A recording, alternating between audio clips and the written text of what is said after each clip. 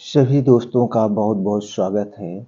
दोस्तों चलिए सुनते हैं भगवान महात्मा बुद्ध का एक अनमोल उपदेश। उपदेश के बाद जानेंगे स्वास्थ्य से संबंधित एक बहुत ही महत्वपूर्ण जानकारी।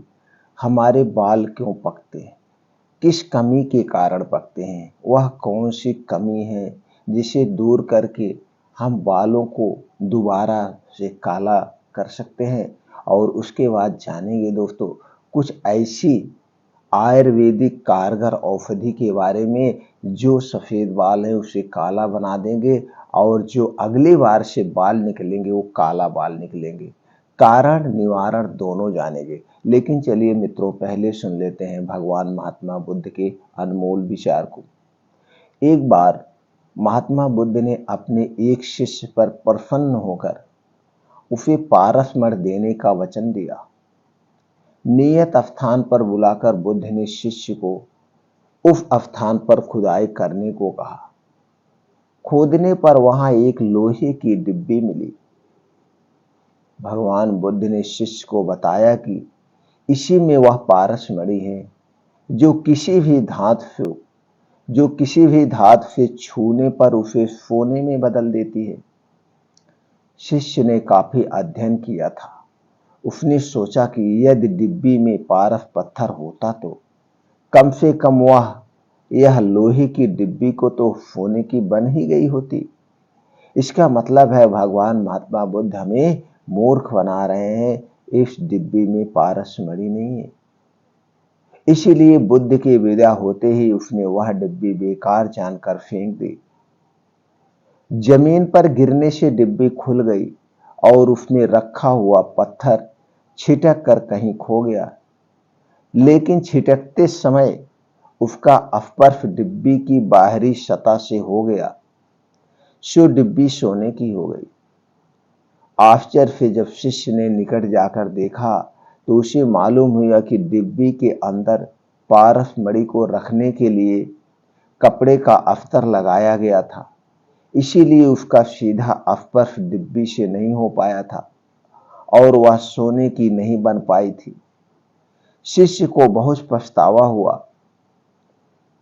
हम सब ज्ञान को सत्य को पाने का साधन समझते हैं, लेकिन कई बार अपने तर्क ज्ञान के कारण ही हम सत्य से दूर हो जाते हैं। शिष्य अपने अधिक ज्ञान के कारण ही सत्य यानी पारस मणि से वंचित रह गया। दोस्तों कहानी छोटी है, कथा छोटी है, लेकिन इसमें बहुत बड़ा रहस्य छिपा हुआ है। इस छोटी सी कहानी से आपको क्या ज्ञान प्राप्त हुआ हमें कमेंट सेक्शन में जरूर बताइएगा। चलिए मित्रों अब हम जानते हैं स्वास्थ्य से संबंधित वो बहुत ही महत्वपूर्ण जानकारी। दोस्तों जैसे आप लोग जानते हैं कि ये आपका शरीर 5 तत्वों से बना है और हमारे शरीर में 3 दोष पाए जाते हैं। 5 तत्व और ये 3 दोष आपस में एक दूसरे से संबंध रखते हैं। अगर आपके शरीर के 5 तत्वों में कोई भी कमी आती है तो भी आपके शरीर में विकार उत्पन्न होगा और आपके शरीर में कहीं से 3 दोष में भी कोई गड़बड़ी आती है तो भी आपके शरीर में कोई विकार उत्पन्न होगा। तो इसलिए आपको अपने शरीर के बारे में जितनी जानकारी मिले उतनी जानकारी लेना उचित होगा। जैसे दोस्तों एक छोटे से उदाहरण से समझते हैं। आप गाड़ी चला रहे हैं, आप गाड़ी चलाते चलाते इतना अनुभव हो जाता है, छोटी मोटी जब गाड़ी में कमियां होती हैं आप जान जाते हैं। और जैसे रास्ते में कहीं वीरान जगह में है, आपका टायर पंचर हो गया, आप देखते होंगे एक स्टेपनी रखी जाती है और वहां पर आप स्टेपनी को खोल करके उस टायर को निकाल कर स्टेपनी लगा लेते हैं और आगे का रास्ता सफर कर देते हैं। इतना जानकारी आपको हो जाती है उस चीज को चलाते हुए। अगर इतनी भी जानकारी नहीं होगी तो वहां आप वीरान रास्ते में जब आपका टायर पंचर होगा तो आपको परेशानी का सामना करना पड़ सकता है। उसी तरह से आपका शरीर है। इस शरीर के बारे में आपको जितनी जानकारी मिले उतनी जानकारी लीजिए और किस कारण से कौन सी मर्ज होती है सबसे पहले उस कारण को हटा दीजिएगा। आपका शरीर कभी बीमार नहीं पड़ेगा। आप अपने शरीर के बहुत बड़े डॉक्टर खुद हैं। इसीलिए जानकार ही आदमी कभी रोगी नहीं होता। जानकार आदमी हमेशा स्वस्थ और निरोग रहता है और वह अपनी इच्छा अनुसार ही उसे मृत्यु प्राप्त होती है। जैसे दोस्तों पहले के ऋषि मुनि होते थे, उन्हें सब पता होता था क्या हमें खाना है, कब खाना है, कैसे सोना है, कैसे जागना है, सारी चीजें। तो दोस्तों इसलिए आपको अपने शरीर के बारे में जानना होगा। चलिए अब बात करते हैं मेन टॉपिक पे। आपके शरीर में 3 दोष पाए जाते हैं। आपके इस शरीर के 3 दोष में जब भी कोई कमी आती है तभी बीमारी होती है, अन्यथा आपको कोई बीमारी नहीं होगी। तो चलिए जानते हैं 3 दोष कौन से हैं। वात दोष, पित्त दोष और कफ दोष। आपके शरीर का अगर कफ दोष गड़बड़ हो गया तो आपके शरीर में दोस्तों 5 से 10% वो भी बड़ी बीमारियां होती हैं, छोटी मोटी तो बात ही छोड़ दीजिए। और उसके बाद जब आपका पित्त दोष आपके शरीर में बढ़ जाता है तो आपको 15 से 20% बीमारियां होती हैं। उसके बाद दोस्तों जब आपके शरीर का वात यानी वायु रोग बढ़ जाता है, दोष बढ़ जाता है, तो आपके शरीर में 70 से 80% बीमारियां होती हैं, यानी कि 100% बीमारियां आपके इन 3 दोषों की कमी में होती है। तो दोस्तों यहाँ पे आपको ये ध्यान देना होगा किस दोष में क्या खाने से बढ़ता है। तो आपको अपने खान पान पे बहुत ध्यान देना होगा, तो उस पे हम बाद में चर्चा करें। चलिए अब हम जानते हैं किस तत्व की कमी से हमारे शरीर के बाल पकते हैं। किस तत्व की कमी से हमारे शरीर के बाल पकते हैं, कैसे पकते हैं, वो कौन से तत्व है, उसकी हम पूर्ति कैसे करें वो भी जानेंगे। तो दोस्तों आमतौर पर कम उम्र में बाल सफेद होने का कारण मेलेलिन है। मेलेलिन एक रंग द्रव्य है, यानी कि मेलेलिन के कारण ही बाल के रंग काले होते हैं। मेलेलिन एक पिगमेंट है जो आंख, बाल और स्किन के रंग और चमक को बनाए रखता है। जब शरीर में मेलेलिन कम बनने लगे या मेलेलिन की कमी होने लगे तो बालों का रंग सफेद होने लगता है। शरीर में जितना अधिक मेलेलिन रहेगा बालों का रंग उतना ही गहरा काला होगा।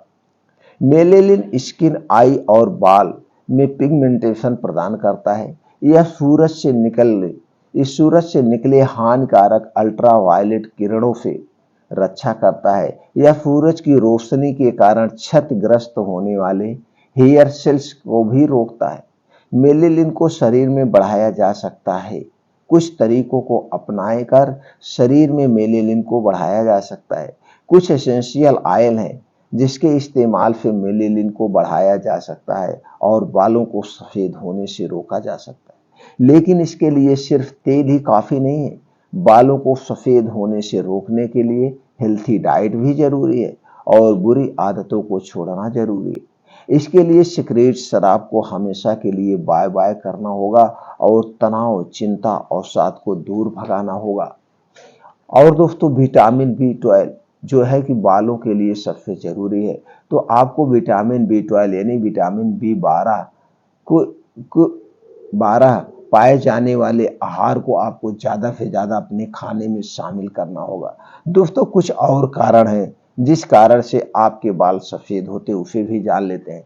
तो दोस्तों जैसे आप जानते हैं, एक तो हो गया उम्र। जब आपकी उम्र 40 साल प्लस होने को होती है तो आपके बाल पकना धीरे धीरे शुरू होते हैं, बाल धीरे धीरे झड़ना शुरू होते हैं। लेकिन जो बाल झड़ते हैं ये दोस्तों कुछ बीमारियों की वजह से झड़ते हैं। जैसे कभी कभी आपके शरीर में कोई बड़ी बीमारी हो गई, जैसे TB, cancer, thyroid, blood pressure, blood sugar, या आपके शरीर का मोटापा बहुत ज्यादा हो गया, लेकिन ये सारी भी बीमारियां कब होती हैं? जब आपका पाचन तंत्र कमजोर होता है, आपका पाचन तंत्र वीक होता है। अब आपका पाचन तंत्र वीक क्यों होता है? कुछ ऐसी चीजें हैं जिसे आप खाते हैं, एक तो हो गया। और जैसे हमने कहा आपका शरीर पोषक तत्वों से बना है, तो आपके शरीर में जब कोई भी पोषक तत्व की कमी होगी तो तब भी आपके बाल पकेंगे, तब भी आपके बाल सफेद होंगे। तो दोस्तों और बाल टूटेंगे। जैसे आप पोषक तत्व में हो गया, आज का जो एक हम रासायन जो चीज अनाज खा रहे हैं, जो फल फूल खा रहे हैं, जो कुछ भी खा रहे हैं, इन चीजों में दोस्तों इतने ज्यादा कीटनाशक दवाओं का, इतनी ज्यादा रासायनिक खादों का प्रयोग हो रहा है कि वह हमें शुद्ध मिल ही नहीं पा रहे हैं। उसमें जो भी पोषक तत्व सही मात्रा में नहीं मिल पा रहे, एक तो उधर से नहीं मिल पा रहे अब आप देखते हो, और दूसरे क्या होता है, दूसरे जो कुछ मिल भी पा रहे हैं उसको हम सही ढंग से मैनेज करके अपने डाइट में शामिल भी नहीं कर पा रहे हैं। हम डाइट वाले प्रोडक्ट ही नहीं खा रहा पा रहे हैं, हम बाहर की चीजें बहुत ज्यादा खा रहे हैं। और तीसरी है आज की लाइफ स्टाइल। हमारी जो लाइफ स्टाइल हो गई क्या है, डिजिटल में हो गई है।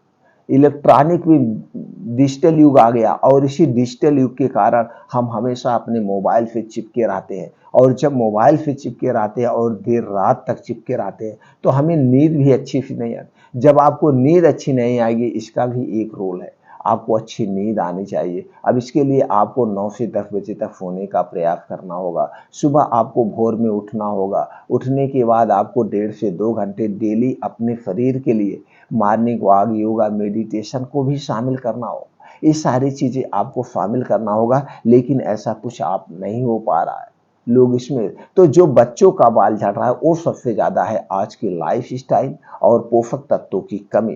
तो दोस्तों आपको उनके डाइट में ये आपको मैनेज करना होगा। आप पेरेंट्स हैं, उन्हें ऐसी डाइट का मैनेजमेंट करें जिसमें सारे पोषक तत्व पाए जाते हैं, और वो पोषक तत्व उन्हें देना होगा। लाइफ स्टाइल को चेंज करना होगा, उन्हें खेल कूद में प्रोत्साहित करना होगा, खेलें कूदें जिससे उन्हें एक अलग एनर्जी मिलती है। और जो कुछ भी जैसे फास्ट फूड, जंक फूड खा रहे हैं, और खा भी रहे हैं बच्चे, तो फास्ट फूड, जंक फूड खा रहे हैं तो सारी चीजें उनका बर्न हो जाए, यानी कि वो सही चीज में उचित मात्रा में पच जाए। ये जरूरी है खेल कूद, लेकिन आज खेल कूद चाहे स्कूल में हुआ चाहे घर पे, सब कुछ खो गया है। कोई बच्चा खेलता कूद नहीं, देर रात तक जब जगेंगे, सुबह उठेंगे, तुरंत स्नान किए, अपना कुछ नाश्ता किए, स्कूल चले गए। स्कूल में पूरा दिन बैठना है। स्कूल से जब वापस आए, किसी स्कूल में 2 बजे कुछ बच्चे आते हैं, कुछ स्कूल से 4 बजे आते हैं, अपना फिर खाना वाना खाते हैं, अपने स्कूल के होमवर्क में जुट जाते हैं। जो समय बचा फिर वो क्या किए, लैपटॉप, मोबाइल में बिजी हो गए। उन्हें खेलने का समय नहीं, उनके शरीर के एक्टिविटी भी नहीं हो पाती। तो ये सारी चीजें को केयर करना पड़ेगा, ध्यान देना पड़ेगा। अपने शरीर को पहले के समय में ले जाइए, जो प्रकृति का पहले का समय था। सही से समय पे सोना, सही समय पे जागना, आपको खेलना होगा 3 से 4 घंटे। आज के बच्चों को जरूर खेलना होगा, जरूर खेलने के लिए समय निकालिए। देखिए आपके शरीर में, तो चूंकि जब वो खेल करते हैं तो कुछ उसमें ऐसे खेल होते हैं, वो जान लीजिए एक एक्सरसाइज का काम करते हैं। आपके अंदर के जो शरीर के सारे पार्ट है वो रिपेयर अपने आप हो जाते हैं, उनको उस मात्रा में जो तो प्रोटीन, न्यूट्रिएंट्स अपने आप मिल जाता है। तो दोस्तों ये सारी चीजें आपको शामिल करना होगा। चलिए अब आप जानते हैं क्या हमें नहीं खाना है, किस खाने की वजह से तरह तरह की बीमारियां होती हैं। हमने कहा मोटापा, तमाम चीज ऐसे ऐसी चीजें, हार्ट अटैक, ब्लड प्रेशर, इस सब का कारण क्या है, ये सारी बीमारियों का कारण है आपका वात, पित्त, कफ। ये तीनों चीजें डिस्टर्ब हो गए। अब ये तीनों चीजें कब डिस्टर्ब होते हैं, जब कुछ ऐसी चीजें आप खाते हैं जिससे कब्ज, गैस, एसिडिटी बनते हैं। तो कौन सी चीजें हैं जो हम ना खाएं जिससे हमारा पाचन तंत्र स्ट्रांग रहे। इसके लिए दोस्तों आपको मैदा, मैदा से बनी हुई कोई भी चीज नहीं खाना है। चीनी, चीनी से बनी हुई कोई भी चीजें नहीं खाना है। और दोस्तों रिफाइन किया हुआ तेल और डालडा से बना हुआ कोई सामान नहीं लेना है। तली भुनी चीजों का प्रयोग आपको नहीं करना है। डिब्बा बंद कोई सामान, पैकेट बंद कोई सामान नहीं लेना है, क्योंकि ये सारी चीजें किससे बनता है, चीनी से, मैदे से, और ऊपर से रिफाइन में निकाला जाता है। हमारे स्वाद को बढ़ाने के लिए इसमें कुछ बेस डाला जाता है। और दोस्तों हमें कलरफुल, अट्रैक्टिव करने के लिए इसमें कलरफुल बनाए जाते हैं। जैसे कलरफुल के बिस्किट आते हैं, आइसक्रीम आते हैं कलर कलर की। और ये आइसक्रीम 1 साल के लिए आज बन रही है, 1 साल बाद भी हम खा रहे हैं। उस पर एक्सपायरी कितनी होती है, 1 साल की होती है। बिस्किट बनता है, कितने दिन की एक्सपायरी होती है, 6 महीने के। टोस्ट ब्रेड बनते हैं, कितने दिन की एक्सपायरी होती है, 3 महीने की। चाहे नमकीन, नमकीन वगैरह कितनी की एक्सपायरी है, 2-3 महीने के। तो बन आज रहे हैं, और किस में बन रहा है, चीनी में, मैदे में, रिफाइन तेल में निकाला जा रहा है। और हम खा रहे हैं 1 साल बाद, 6 महीने बाद, तो उसमें कलरफुल बनाए जाते हैं, तो आर्टिफिशियल कलर डाला जाता है। अब 1 साल सुरक्षित रखने के लिए उसमें कुछ ना कुछ कीटनाशक या प्रिवेंटिव डाले होंगे। ये तो सारी चीजें कहाँ जा रहे हैं, हमारे आंतों पे जा रहे हैं, हमारे पेट में जा रहे हैं। तो क्या करेंगे, नुकसान नहीं करेंगे, वो जाके उसमें चिपक जाते हैं। और क्या होगा, फिर हमारे आंतों में दोस्तों बीमारियां उत्पन्न हो जाती हैं, गैस, एसिडिटी, कब्ज। और यही गैस, एसिडिटी, कब्ज जब बहुत ज़्यादा बनने लगता है तो आप देखते हैं पेप्टिक अल्सर हो जाता है, अल्सर हो जाता है। फिर धीरे धीरे आप ऐसे उपचार कराते हैं या कुछ लापरवाही कर जाते हैं, फिर आगे जाके कैंसर का रूप ले ले रहा है।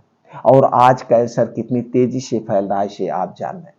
तो सीधे से संपर्क है, आप अपने पाचन तंत्र को स्ट्रांग बनाइए, पाचन तंत्र को मजबूत बनाइए। ऐसी कोई चीजें आप मत खाइए जो आपके पाचन तंत्र को डिस्टर्ब कर रहा। और सबसे ज्यादा जो पित्त रोग को बढ़ाता है वो क्या है? ठंडा पेय पदार्थ। कोई भी ठंडा पेय पदार्थ आप मत लीजिए, चाहे वो कोल्ड ड्रिंक्स हुआ, चाहे वो पानी हुआ, चाहे फ्रिज में रखा हुआ कोई भी सामान हुआ। यानी हमारे घर में फ्रिज ही नहीं जरूरत है, कोई जरूरत नहीं। जब सब चीजें हमें नेचुरल खाना है, फ्रिज की क्या जरूरत है?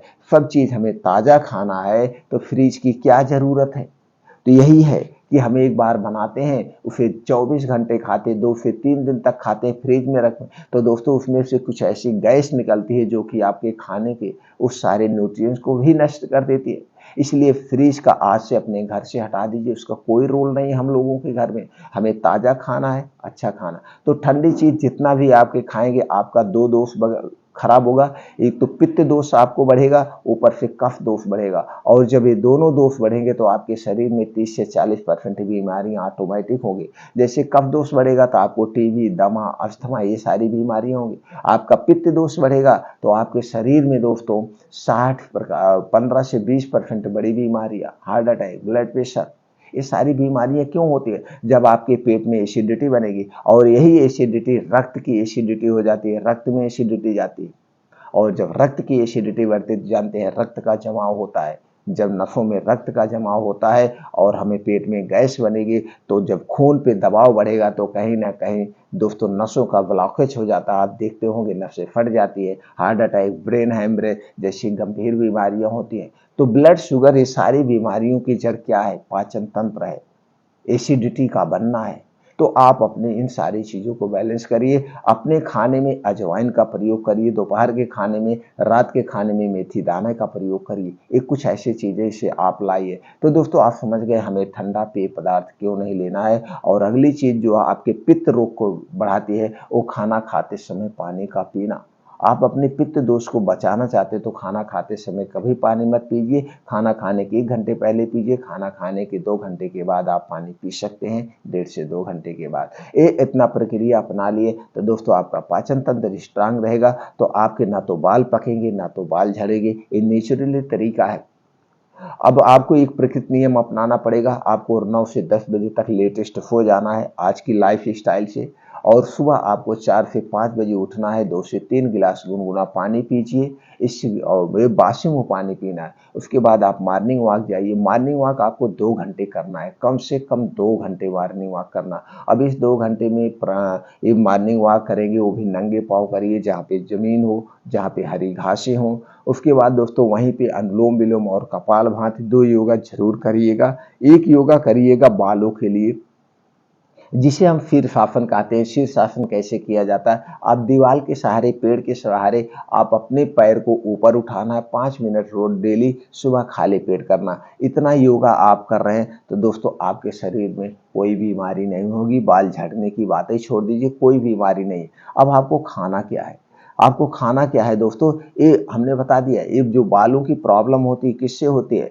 आपके पित्त दोष के कारण होती है। इसलिए अपने आप पित्त दोष को बैलेंस करके रखिए, कभी नहीं होगा। तो दोस्तों खाना क्या? हरी पत्तेदार सब्जी खूब खाइए, जो सीजन वाइज खाइए उसे खूब खाइए। साग सब्जी खूब खाइए, ड्राई फ्रूट्स खाइए, फल खाइए, डेयरी उत्पाद खाइए। डेयरी उत्पाद में जैसे दूध, दही, मट्ठा, पनीर। लेकिन ये मार्केट के नहीं, मार्केट में सब चीजें घटिया है। आप घर पे बनाइए, वो सारी चीजें आप प्रयोग करिए, इनका सेवन करिए। तो इसमें वो सारे पोषक तत्व पाए जाते हैं जो आपके शरीर के लिए जरूरी है। ये सारे पोषक तत्व, तो जब आपके शरीर के सारे पोषक तत्व मिलेंगे तो कोई बीमारी नहीं होगी।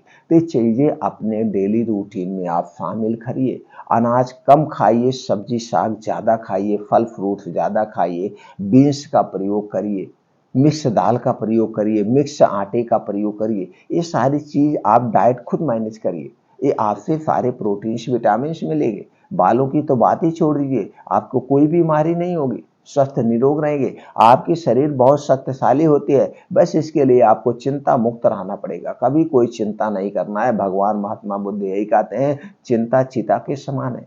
जो होना होगा वो होके रहेगा। हमें चिंता नहीं करना, हमें चिंतन करना है। इसलिए दोस्तों आज से चिंता नाम की चीज को हटा दीजिए, चिंतन नाम की चीज अपना लीजिए। बस चिंतन करिए, चिंता मत करिए, कभी कोई बीमारी नहीं होगी। चलिए दोस्तों अब हम जानते हैं कुछ ऐसे डाइट के बारे में जिसमें वो सारे पोषक तत्व पाए जाते हैं। उसे कितनी मात्रा में कब खाना है ये जान लीजिए। सबसे सवेरे दोस्तों सुबह खाली पेट आपको क्या खाना है वो जानिए। अलसी का बीज 1 चम्मच, कद्दू का बीज 1 चम्मच, सूरजमुखी का बीज 1 चम्मच, तरबूज का बीज 1 चम्मच, बादाम 6 से 7, किशमिश 15 ग्राम, अखरोट 2 से 3 गिरी लेना है, 2 से 3।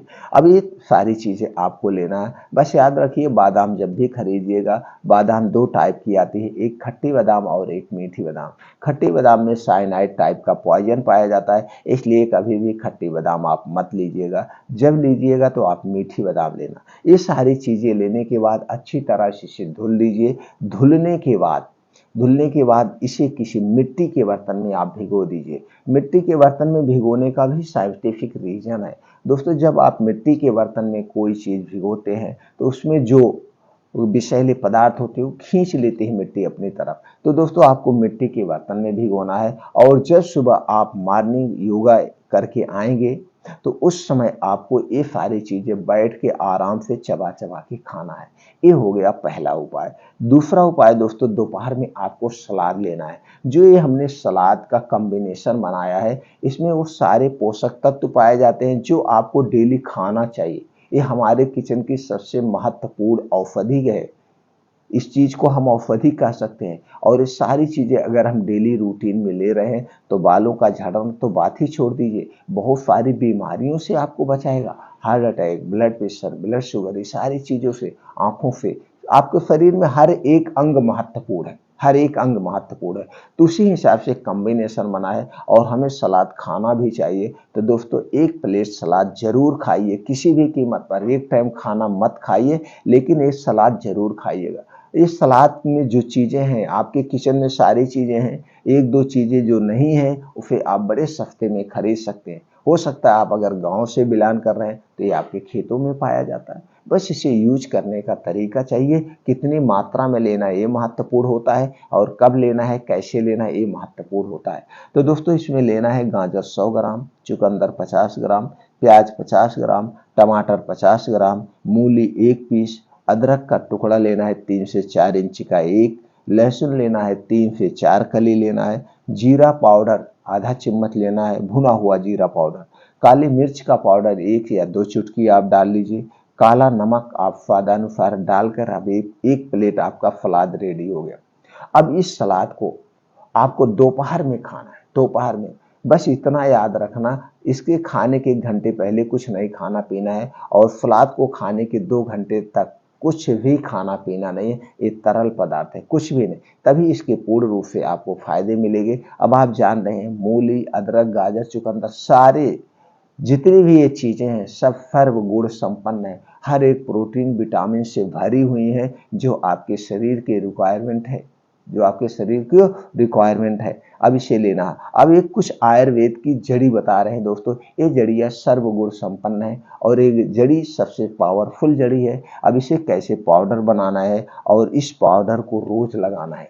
इस पाउडर को दोस्तों रोज आपको लगाना है, सॉरी इस पाउडर को रोज खाना है आपको। ये पाउडर क्या है, काला तिल 100 ग्राम, त्रिफला का चूर्ण लेना है आपको 100 ग्राम, भृंगराज का चूर्ण लेना है 100 ग्राम, धागे वाली मिश्री आती है दोस्तों ये लेना। मिश्री 2 टाइप की आती है, एक धागे वाली और एक जो है दाने वाली, तो आपको धागे वाली लेना है 100 ग्राम, शतावरी का चूर्ण 100 ग्राम, अश्वगंधा का चूर्ण 100 ग्राम।